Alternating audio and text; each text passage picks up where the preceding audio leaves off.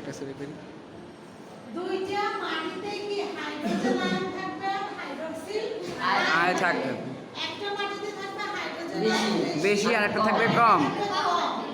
এখন এইটাই যে কোনো একটা আমাদের মনে রাখতে হবে, তাই না? জি ম্যাম। ওইটাই লিখে দিই, তো যেহেতু সমস্যা হইতেছে, তাই না? এটা লিখছিলাম হাইড্রক্সিল আয়ন, তাই না? এখন হাইড্রক্সিল আয়ন কি বেশি হইবে না কম হইবে? বেশ কম। অম্লীয় মাটিতে বেশি। অম্লীয় মাটিতে হাইড্রক্সিল আয়নের পরিমাণ হইবে কম কম। আর হাইড্রোজেন আয়নের পরিমাণ হবে বেশি। বেশি। এবার ঠিক আছে? এবার ঠিক আছে? জি ম্যাম। এটা কোন ধরনের মাটি?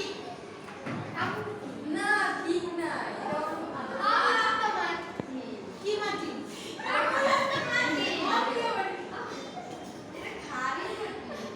তুই আগে সংখ্যাটা বল। মাটি অম্লীয় হয়। মাটি সংখ্যাটা বল। हमारा सैल्यूट करा এটা বল। ম্যাম এই জন্য যেভাবে আমি দিতাম ক্যামেরা তোর একটা করে দিই।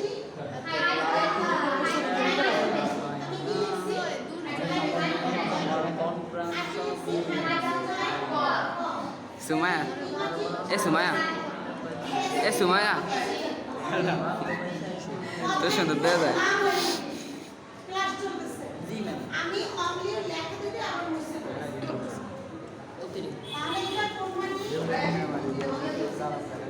তুই আমরা আছি এটাই যদি আমরা সামনে। অম্লীয় মাটি, তাই না? জি ম্যাম। এখন আজকে আমরা কি করছি? ক্ষারীয় মাটি। জি। এখানে কি হলো? এখানেও দুইটা আয়ন, তাই না? হাইড্রোজেন আয়ন আর হাইড্রোজেন আয়ন। এখন এখানে কোনটা কম ছিল? হাইড্রোক্সিল কম ছিল। জি ম্যাম। এখানে হাইড্রোক্সিল বেশি হবে। আর এখানে হাইড্রোজেন কম। তাহলে এটা কোন ধরনের মাটি হবে?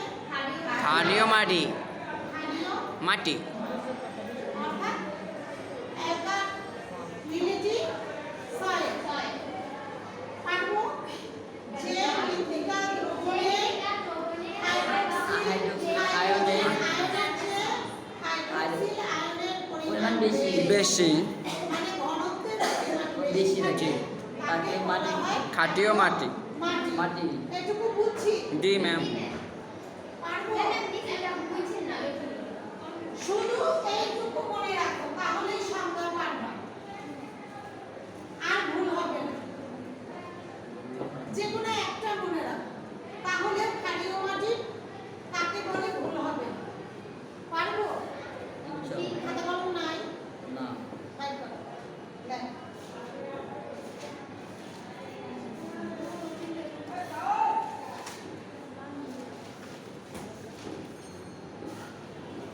লিখেছি? এইটুকু দেখো, কোনো ঝামেলা নাই তো।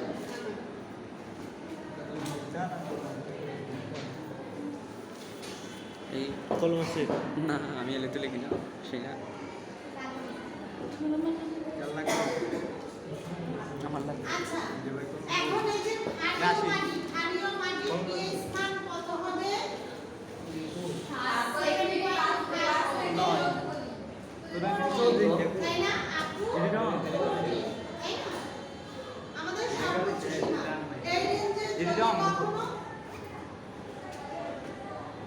এই রেঞ্জে যদি কখনো কোনো মৃত্তিকা দ্রবণের pH মান পাই, তাহলে বুঝতে হবে এটা হচ্ছে ক্ষারীয় মাটি। মাটি।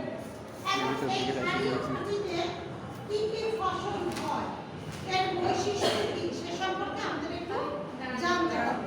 নয়তো তোমার তুমি pH মান নির্ণয় করলা, মাটি কোন প্রকৃতির জানলা, কিন্তু তোমার কি ফসল উৎপাদন করবা সেটা যদি সম্পর্কে তোমার ধারণা না থাকে, তাহলে কি তুমি পারবা? কোনো লাভ হবে? আচ্ছা, ক্ষারীয় মাটিতে কোন ধরনের ফসল হয় সাধারণত?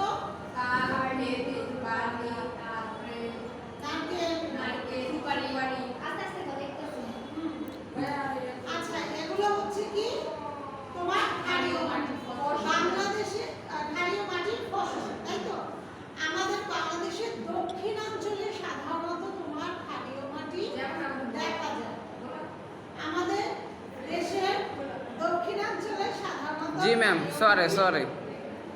দেখা যায়, তাই না? এইটুকু বুঝছি। জি ম্যাম। আমরা কি বললাম? অম্লীয় মাটি জি, আর ক্ষারীয় মাটি। ক্ষারীয় মাটি। জি ক্ষারীয় মাটির মধ্যে কি জানলাম? কাকে বলে? জি ম্যাম। এখানে ক্ষারীয় মাটির হাইড্রোক্সিল আয়নের হাইড্রোজেন আয়নের চেয়ে হাইড্রোক্সিল আয়ন কি বেশি থাকে। জি ম্যাম। সেটা হচ্ছে ক্ষারীয় মাটি। ক্ষারীয় মাটি। ক্ষারীয় মাটির pH রেঞ্জ কত? 7.5। তাই না? জি ম্যাম। এই মাটিতে কোন ধরনের ফসল বেশি। ভালো হয়? খেজুর, বাদাম, নারকেল, সুপারি, বরফ। বাংলাদেশের কোন অঞ্চলে সাধারণত ক্ষারীয় মাটি দেখা যায়? দক্ষিণাঞ্চলে। এখন আমরা একটু বৈশিষ্ট্য লিখব। সবাই একটু খাতা কলম নিন। লেখ তুই লেখ, তোর তো আমি লিখ গেলাম। আমাদের কলম নেই, একটা বাজে। ক্ষারীয় মাটি বৈশিষ্ট্য তাতে লেখ, তাতে ক্ষারীয় মাটির বৈশিষ্ট্য।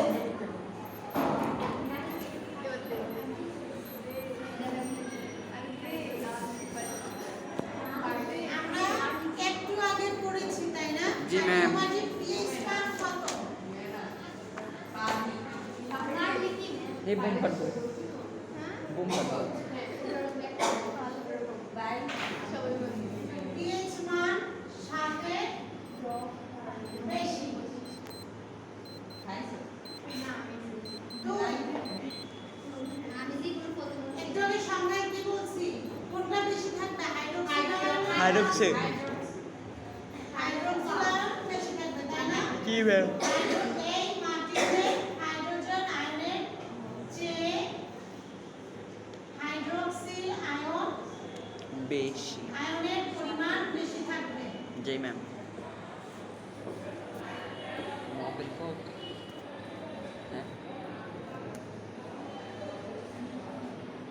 বেশি থাকবে নাকি?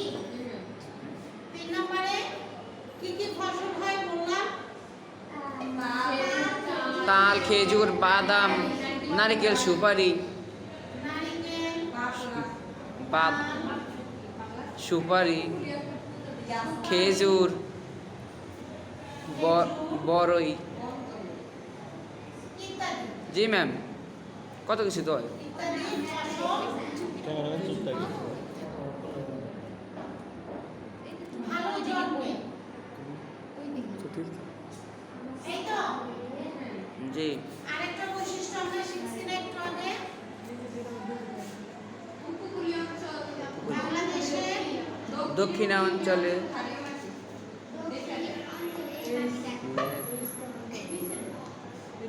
দক্ষিণাঞ্চলে এইচ প্লাস না এইচ আই। মাটি তোর মা, সাধারণত তোর মা। ক্ষারীয় প্রকৃতি নাকি? জি ম্যাম।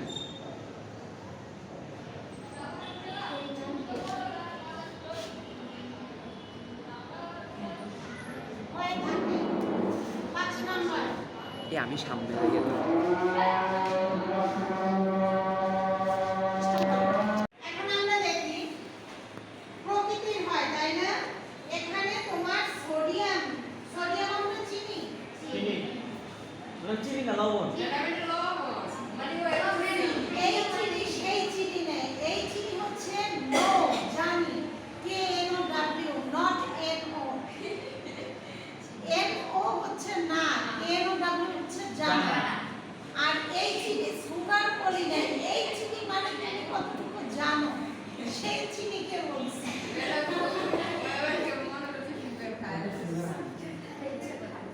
আচ্ছা, কি জানি বলতেছিলাম? ও আচ্ছা, আমরা সবাই বাসায় প্রতিদিন ইয়া খাই না? খাবার লবণ খাই, লবণ আছে। এছাড়াও কিন্তু বিভিন্ন ধরনের লবণ আছে যেটা তোমরা দেখো না, সায়েন্সের স্টুডেন্টরাও দেখে না, দেখবা সন্দুক লবণ আছে। যখন যদি ভর্তি হও তখন দেখবা ল্যাবে বিভিন্ন কোয়ালিটির লবণ থাকে, বিভিন্ন কালার। তখন আমাদের ওইটা টেস্ট করেও নাম বাইর করতে হবে। আচ্ছা, আমরা যে খাবার লবণটা খাই সেটা হচ্ছে সোডিয়াম ক্লোরাইড, NaCl ক্যালোরিয়াম, সোডিয়াম, বুঝতে পারছি? সোডিয়াম, আর এটা হচ্ছে ক্লোরিন। ক্লোরিন। ক্লোরিন, এই ক্লোরিন কিন্তু আর একটা কিছুর মধ্যে আছে। আমরা যে পানি পান করি না, জি ম্যাম। বিশুদ্ধ পানি পান করতে হলে ক্লোরিনেশন করতে হয়। মানে হচ্ছে ওটার মধ্যে ক্লোরিনের একটা উপাদান ঢিল হয়, যেটা পানিটাকে বিশুদ্ধ করে। ফিটকিরি চিনো, ফিটকিরি, ওইটাও কিন্তু ওয়ান কাইন্ড অফ ক্লোরিনের এলিমেন্ট। ঠিক আছে? আর না ডিটেলসে যাই, বেশি ডিটেলসে গেলে সব খাইয়ে ফেলবো। তো আমরা সোডিয়াম চিনছি। তোমার যদি ক্ষারীয় পানিতে সোডিয়ামের পরিমাণ বেশি হয় তাহলে বিষাক্ততা দেখা দেয়। ঠিক আছে? তাহলে এখানে কি লিখবো? সোডিয়ামের পরিমাণ বেশি হলে বিষাক্ততা দেখা দেয়। ঠিক আছে? তোমরা বই ভাষার সাথে মিলাই নিও। যদি বিষাক্ততা দেখা দেয়, ঠিক আছে, তাহলে কি আমাদের ক্ষুদ্র জীবাণু কি থাকবে? পরিমাণ কত? তাহলে আমরা কি লিখবো?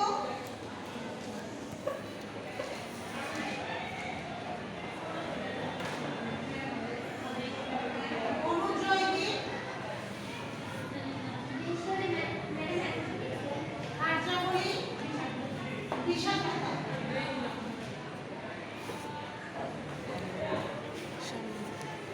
ব্যাহত হয়। অনুজৈবিক কার্যাবলী ব্যাহত হলে কি হবে? জৈব পদার্থ বিয়োজন কি সঠিকভাবে হবে?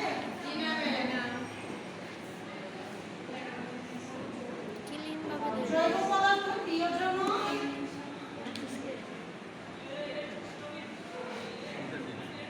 কম হবে।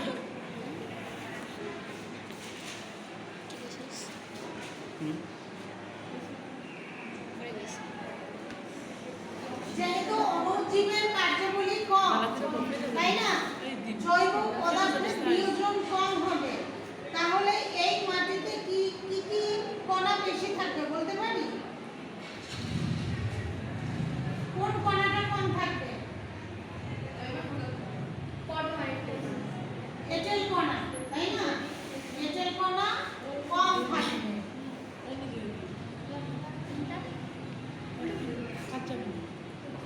আমরা কণা করছিলাম না? একটা মাটিতে কয় ধরনের কণা থাকে? পড়াইছি না? পড়াইনি? সে কি নিয়ে করে পড়েছেন মানে? আচ্ছা, সেটা নিয়ে ডিটেইলসে পড়বো। এই মাটিতে আরেকটা লিখবো। এই মাটিতে বিনিময়যোগ্য সোডিয়ামের পরিমাণ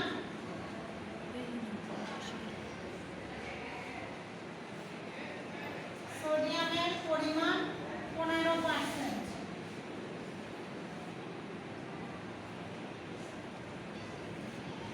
আরো অনেক দ্রবণের কথা আছে, তোমার বোরন, অ্যালুমিনিয়াম, আয়রনের কথা, সেগুলো দেখবে।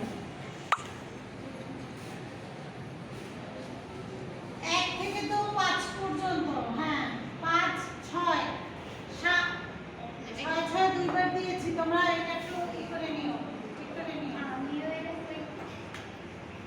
7, 8, তাহলে তো আরেকটা দেওয়া উচিত ছিল, 10টা হয়েছে। বুঝতে পারছি? পারবো আমরা ক্ষারীয় মাটি পরীক্ষা আসলে? এখান থেকে তোমাদের পরীক্ষায় জ্ঞানমূলক প্রশ্ন দিতে পারে। কি কি? ক্ষারীয় মাটি কাকে বলে? অনুধাবনী দিতে পারে, বৈশিষ্ট্য, ঠিক আছে? অবজেক্টিভ আসতে পারে, যেগুলো কথা বলছি আমি। হাইড্রোজেন আয়নের থেকে হাইড্রক্সিল আয়নের পরিমাণটা যে কম বেশি, সেখান থেকে দিতে পারে। সোডিয়ামের দ্রবণীয়তা কত, এটা দিতে পারে। এর পিএইচ রেঞ্জ কত, ক্ষারীয় মৃত্তিকা, এখান থেকে সৃজনশীল যে অবজেক্টিভ আসে সেটাও দিতে পারে। বুঝতে পারছি? এরপরে তোমাদের একটা আমাদের যে পিএইচ রেঞ্জ আছে না, এখান থেকে একটা তোমাদের অনেক সময় উদ্দীপক দিয়ে দেয় এভাবে করে 7, 0,